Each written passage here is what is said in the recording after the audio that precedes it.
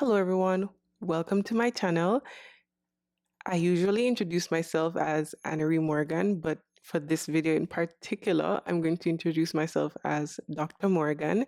I am a doctor of pharmacy. I graduated in May of 2022 from the Long Island University in Brooklyn, New York. You probably clicked this video because you're either in pharmacy school, thinking of attending pharmacy school, recently got an acceptance to pharmacy school, you're in a couple semesters of pharmacy school, and you're probably wondering if pharmacy school is still worth it.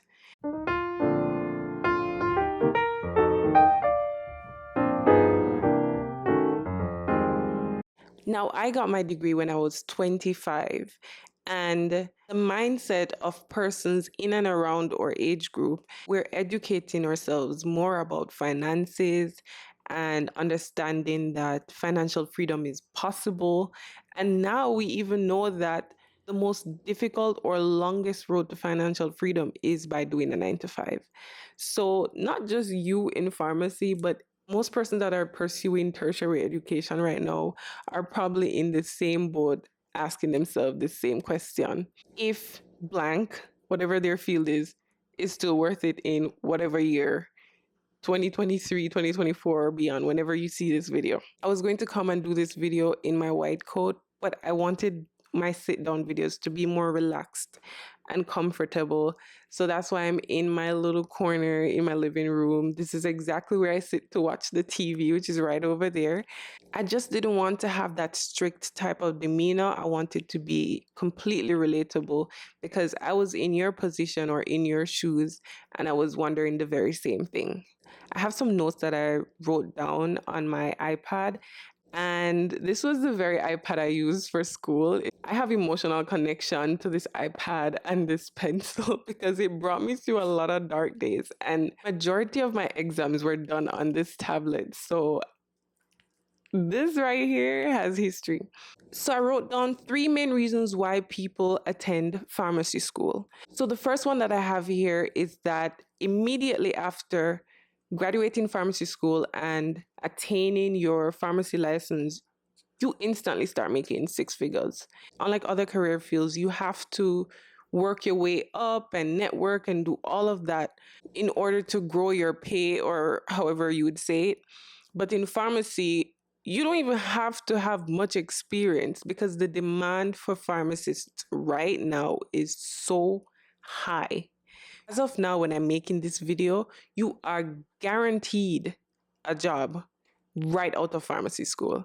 You don't even have to work as an intern before. Let me tell you this. Now, the second reason why people attend pharmacy school that I have here is you are an essential healthcare provider, you are a doctor, and you don't have to interact with patients much physically, meaning you're not touching blood, you're not really touching patients. And now pharmacists are administering vaccines and stuff like that, but for the most part, they're allowing techs to do that now. So you can go through a full shift and not have to touch a patient. And the third main reason why a lot of people attend pharmacy school, let's be real, let's be serious, you know, it's because you never got into med school. And I'm not, I wasn't going to skip that one because on the very first day of pharmacy school, when we had orientation and we were in a room full of 220 people, the main reasons why people attended pharmacy school was because of the pay and because they never got into med school. A lot of times when they ask the individual pharmacist why did it, they say, oh, because I like to help people and all of this. No, it's because you never. In order to assist you in making a decision as to whether pharmacy school is really worth it, I have some questions for you. And the first question you need to ask yourself is really lengthy. So let me read it directly how I wrote it. Do you know and respect the role of a pharmacist and understand the day to day operations of a retail, a clinical, or an industry pharmacist? The reason why I put this down is because even for me, I never really knew what a pharmacist really does until I went to pharmacy school. We knew about the status, we knew that they're doctors, we knew all of this, but even if you were working as a technician, a pharmacy technician before, they still don't really understand exactly what the pharmacist is doing. And it was only until after I got in that I don't even know what I thought. A lot of us just tie the role of a pharmacist to just the dispensing part. Maybe you're one of those lucky people who know, or you probably researched properly before you started and everything. But even my classmates, I can speak for, I know that they didn't fully get it until they started pharmacy school. So now for me to fully go in depth of what a pharmacist does, that's a whole lot of video. If you want something like that, I can definitely round it up in probably like 5 minutes. Now, the second point that I have, the second question that I need you to ask yourself is, are you doing this just because it's your second or third choice? When you finally find out what a pharmacist is doing, if you're really doing it just because you never got into med school or dental school or whichever other field that you wanted to do in healthcare, then when you actually get into the career, you might dread every single second of it, which I don't think is fair to anybody to do this many years of school and hate it. And the third point I want you to ask yourself is, are you doing this just because someone else wants you to do it? Are you doing this to please your parents or family member? Or you have like a strain to be a specific type of successful? Are you under some form of pressure to be reaching for a particular level of education, whether it be in a doctor or a lawyer or whatever, because other people in your family are and you're scared of being a disappointment or a failure? Is that the reason why you're choosing to go to pharmacy school? If your answers to those questions don't directly tell you that, yes, I want to do pharmacy, then you might be one of the 40 people that didn't make it in my class because they weren't motivated enough. So they probably failed the classes or whatever came up that never gave them enough drive or push to continue and end up still having to pay that load of money without the degree. Because let me tell you, this is not for the weak. It is not the type of schooling. You can be as smart as ever. You can have the most photographic memory. It's not about your smarts that actually get you through pharmacy school. It's about your determination, your drive to actually finish, or your passion, or whatever it is that's carrying you through. So I don't want this to be like a discouraging video because that would be absolutely mean considering that I actually finished the degree. But I do want to talk about the downfalls of the field. Um, so I want to discuss the work hours. Well, I mentioned earlier that if you're seeking financial freedom, the very worst way to go after it is by doing a 9 to 5 or trading your time for money. If you want me to talk more about that, that's a whole other video. Absolutely willing to do it. Back to pharmacy now. One of the downfalls that I jotted down here is about the work hours. Now, the average pharmacist works 8 to 12 hours a day. A pharmacist shift, especially in the retail setting, it's usually one pharmacist to an entire shift. And you're usually managing the whole entire operations of the pharmacy itself. And that includes the technicians that are there. A full shift at a busy store, you'll probably have 4 technicians working. And throughout that, you are technically responsible for the work that they're doing because all that they're doing is signed under your name. I hope I'm not making it sound that scary, but it kind of is scary. And I'm talking about the downfalls, but that's a thing. Like, there's a sense of importance that you get from that. And if you like stuff like that, then that's for you. Now, within that 8 to 12 hour shift, now I am in New Jersey. So now they're making it mandatory, I think, that every pharmacist must take an hour break. A year ago and before, pharmacists weren't entitled to a break, meaning you take a break when you see the time to take a break. If you're working in one of those busy stores, sometimes you'll go that full shift without actually taking a break. Or you're eating while you're verifying scripts or doing probably the lightest load of the day, which is ridiculous to think that this happens.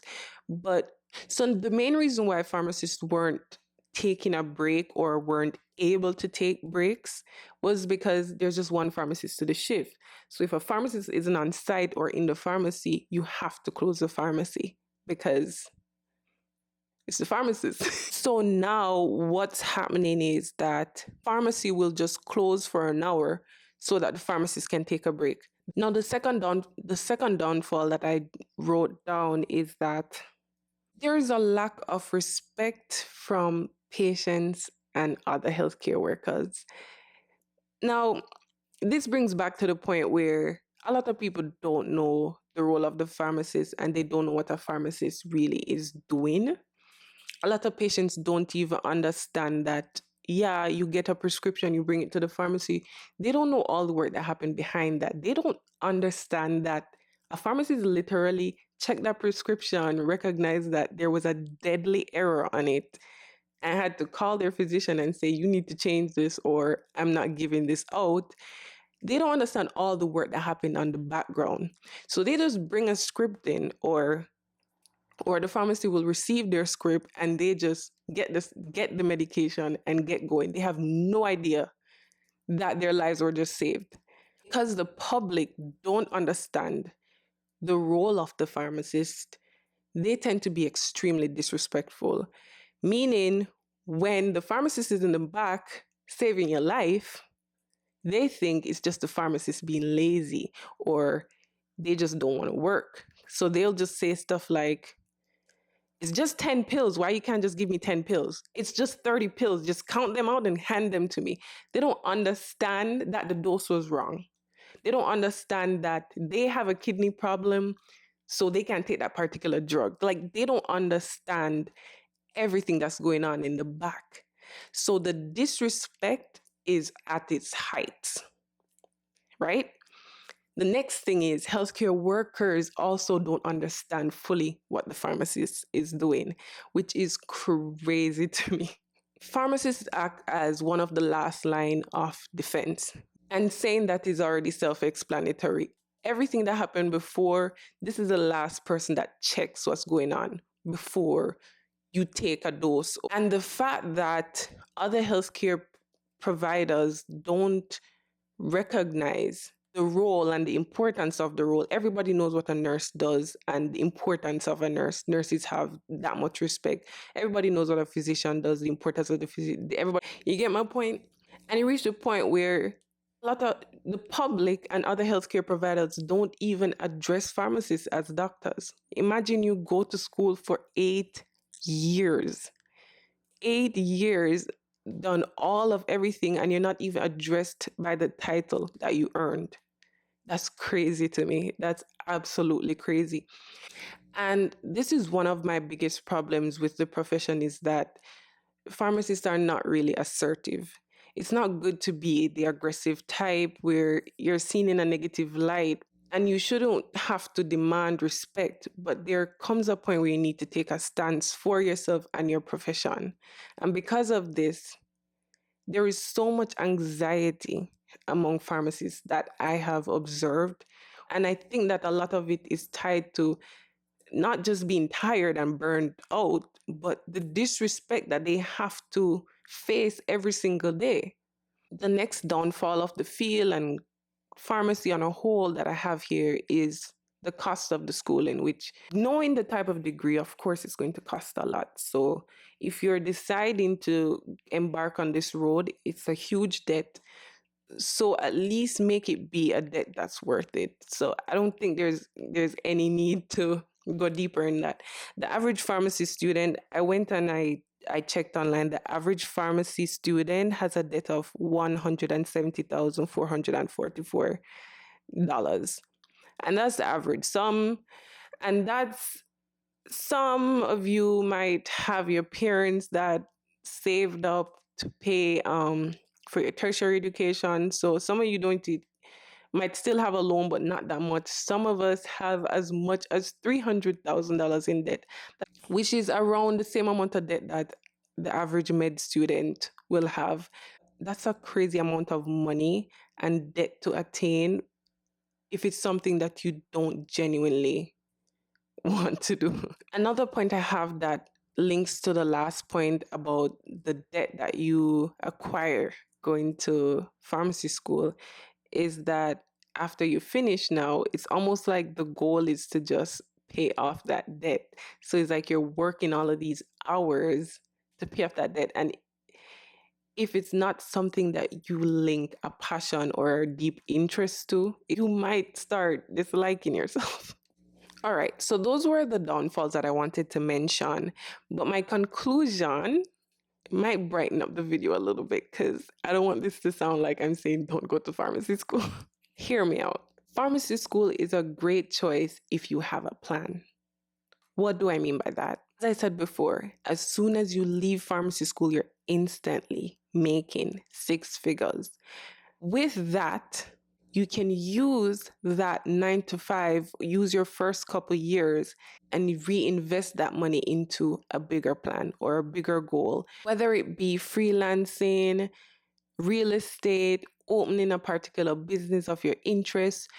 If you plan carefully, you will have a good amount of money to reinvest into other aspects of life, which will still put you ahead of the curve. For example, if you're my age, which was 25 when I graduated, the knowledge that you gain from pharmacy, you can apply it to so many different aspects of life. For example, my goal is to blend my pharmacy knowledge and use it in the world of cosmetics. You don't have to use your pharmacy degree to just be a retail or hospital pharmacist. The field is much broader than you probably think it is. And for some reason, my school never really pushed industry pharmacy enough or at all. It was really tailoring us to go work for the big chain store, retail stores, or just heading into the hospital pharmacy. But industry pharmacy is way bigger than you think it is. And a lot of these jobs are remote. I don't know about you, but I'd rather be doing work in my bed than standing for 12 hours in a chain store. Okay? So you can still be making that six-figure salary in your bed. And then the skills that you gain from working in the industry world, a lot of them are marketable skills that you can use to open your own little corporation or doing your own freelancing. Really, just making a PowerPoint presentation for a startup company or one of those pharmaceutical companies, they pay like $25,000 per presentation. And that presentation can probably take you max 3 days if you're at it to make just some slides for them. A lot of companies are paying for the knowledge that you have on drugs. Don't limit yourself. Really, if you sit back and just think of anything or any field, you might be surprised. Even if you want to go in filmmaking or graphics or anything like that, there is something in there where they might just need your knowledge. There can be like a cartoon company that's just a show needs to make episodes on healthcare related stuff and experiences or whatever. They might just need you to verify if that scientific knowledge is accurate. Don't sleep on the knowledge that you get in pharmacy school or any other healthcare field that is. And with all of that said, is pharmacy school really worth it in 2023? It depends on how you plan to apply your pharmacy knowledge. Thank you for watching.